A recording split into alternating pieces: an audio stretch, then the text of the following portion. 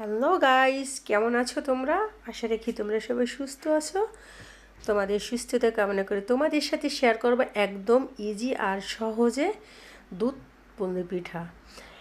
অনেকের কাছে অনেক কমেন্টসে পাই যে এই পিঠাটা বানাতে যদি যাই তো ফেটে যায়, ভেঙে যায়। তো দেখো আমি একদম পারফেক্টভাবে তোমাদের সাথে রেসিপিটা শেয়ার করব। তো সেজন্য এখানে আমি 1 কাপ পানি বসিয়ে দিয়েছি। পানিটা কিছুটা ফুটে উঠেছে আর স্বাদ মতো লবণ দিয়ে দিচ্ছি।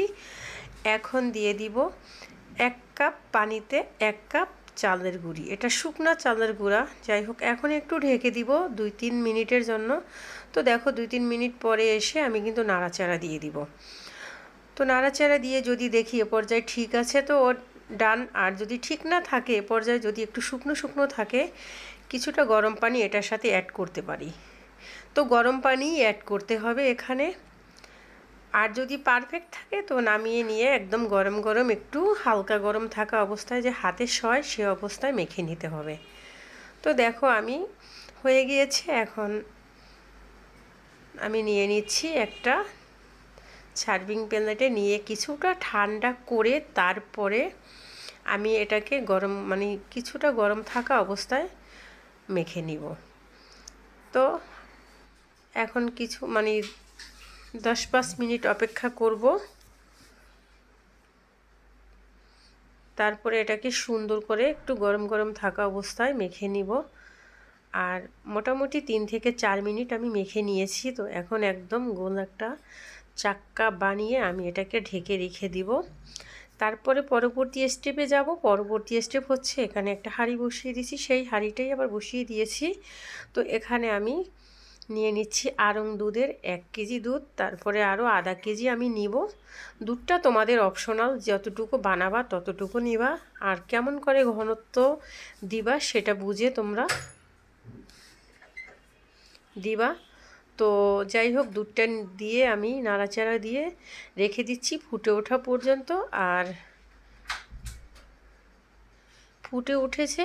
এখন আমি এই দুধটাকে একটু কমিয়ে রেখে পরবর্তী স্টেপে যাব। দুধটা হতে থাকবে, এরই ফাঁকে আমি চলে এসেছি পিঠাটা বানাবো। তো পিঠা বানানোর জন্য আমি এটা ক্ষীর দিয়ে বানাবো।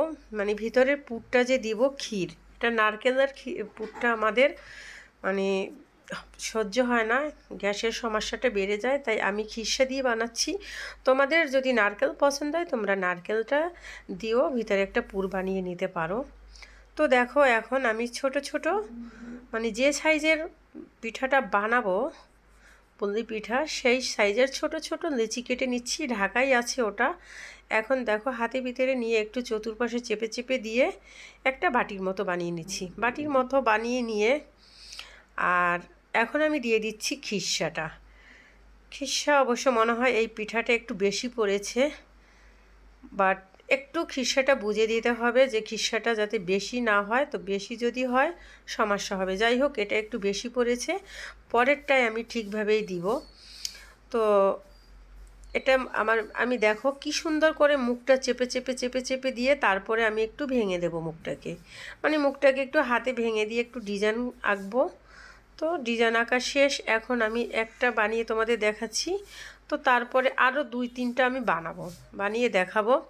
তো দেখো আবারও আমি হাতে একটু ছোট সেই যে ডোটা বানিয়েছি ওখান থেকে ছোট ছোট লিচি কেটে নিচ্ছি, যে আমি যে সাইজের বানাবো একই সাইজেরই বানাবো। তো দেখো ওটাও আমি বাটির মতো করে বানিয়ে নিচ্ছি। আর বাটির মতো করে বানিয়ে নিয়ে এটা কিন্তু আমি যে খিরসার পুরটা দিব সেটা বুঝেই দিতে হবে, যে বেশিও না হয় আর একদম যেন কমও না হয়। তো দেখো প্রথমটা একটু মানুষের ভুল হইতেই পারে, দ্বিতীয়টা আমি একটু বুঝিয়ে দিচ্ছি যে বেশি যে না হয়, দেখেছো? তো এটাও আমি একদম মুখটা সুন্দর করে চেপে চেপে ছিল করে দিব। তারপরে মুখটা আমি ভেঙে দিয়ে একটা ডিজাইন আঁকবো। যাই হোক, এই একই প্রসেসে আমি সব বানিয়ে নিব। তো অনেকেরই থাকে, কমপ্লেন থাকে যে পিঠাটা ফেটে যায় রান্না করতে গেলে, তারপরে ভেঙে যায়। দেখো এই স্টেপ বাই স্টেপ যদি তোমরা একটু দেখো, একটা পিঠাও ভাঙবে না এবং ফেটে যাবে না। তো তোমরা যদি পারফেক্টভাবে এই পিঠাটা বানাতে চাও, এই রেসিপিটা অবশ্যই ফুল ভিডিওটা দেখতে হবে, প্রত্যেকটা স্টেপ দেখতে হবে, তারপরেই তোমরা যদি বানাতে যাও এই পিঠাটা, তো দেখবা অবশ্যই পারফেক্ট হবে। তো দেখো একইভাবে আমার বানিয়ে নেওয়া কিন্তু একদমেরই শেষ পর্যায়ে। তো এখন আমি পরবর্তী এই যে শেষ পিঠাটা আমার হাতে, এটা বানিয়ে নিয়ে আমি পরবর্তী স্টেপে যাব। দেখো হয়ে গিয়েছে বানানো, দেখেছো? তো দেখো পরবর্তী স্টেপ হচ্ছে দুধটা যে আমি বসিয়ে দিয়েছি, এতক্ষণে দুধটা অনেকটাই টেনে গিয়েছে। আমি 1.5 কেজি বসিয়েছি, এখানে 1 কেজির থেকে 3 পার থেকে সামান্য একটু বেশি আছে। যাই হোক, দেখো দুধটা কতটা ঘনত্ব হয়েছে। আর দুধটা কিন্তু আমি কিছুক্ষণ আগে চুলাটা অফ করে রেখেছি। এখন জাস্ট আমি গুড় দিয়ে দিচ্ছি। গুড় মিষ্টি এটা তোমাদের অপশনাল, তোমরা যে যেরকম মিষ্টি খেতে পছন্দ করো সেই রকম দিবা। তো দেখো মিষ্টিটা ভিতরে একটু লবণ দিলে এটার টেস্টটা আরও একটু বেড়ে যায়। তো আমি সামান্য একটু লবণ দিয়ে আবার নাড়াচাড়া দিয়ে দিচ্ছি।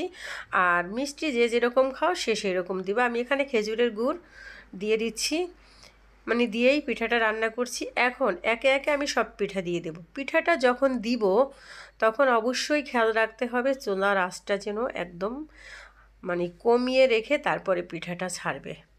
তো দেখো আমি ছেড়ে দিয়ে তারপরে চুলার আঁচটা বাড়িয়ে দিয়েছি। এখন ফুটে ওঠা পর্যন্ত অপেক্ষা করছি। আর ফুটে ওঠার পরে আমি এই পিঠাটাকে 20 মিনিট রান্না করব। তো দেখো 10 মিনিটের জন্য ঢেকে দিয়েছি। তো 10 মিনিট পরে দেখো আমি ঢাকনাটা উঠিয়ে নিয়ে একটু নাড়াচাড়া দিয়ে দিচ্ছি। নাড়াচাড়া দিয়ে দিয়ে আবারও চুলার আঁচটা কমিয়ে রেখে 10 মিনিটের মতো ঢেকে রান্না করব। এভাবে তোমরা প্রত্যেকটা স্টেপ যদি তোমরা দেখো এবং এই স্টেপগুলো ফলো করো, অবশ্যই পিঠা একটুও ভাঙবে না, ফাটবে না, একদম পারফেক্ট হবে। দেখো 20 মিনিট পরে ফিরে আসছি। পিঠাটা কতটা পারফেক্ট হয়েছে আমি দেখো কতটা নাড়াচাড়া দিচ্ছি, একটা পিঠাও ফাটেনি এবং ভাঙেনি। আর যে পিঠার ভিতরে যে দুধের যে ঘনত্বটা কত ঘন, দেখো আমি একটা প্লেটে বেড়েও তোমাদেরকে দেখিয়ে দিচ্ছি কত ঘন এবং কতটা পারফেক্ট হয়েছে। তো রেসিপিটা যদি পছন্দ হয় অবশ্যই ফ্যামিলি অ্যান্ড ফ্রেন্ডের সাথে শেয়ার দিয়ে দিও, তাদেরও দেখার সুযোগ করে দিও। আর অবশ্যই চ্যানেলটা সাবস্ক্রাইব করে আমার পাশে থেকো। লাইক কমেন্ট করে জানাইও পিঠা রেসিপিটা কেমন হয়েছে। তো দেখো একটা আমি খেয়েও দেখিয়ে দিচ্ছি এটা কতটা সফট এবং পারফেক্ট হয়েছে, ঝোলটা কতটা ঘন। তোমাদের ধন্যবাদ জানিয়ে শেষ করছি। খোদা হাফেজ।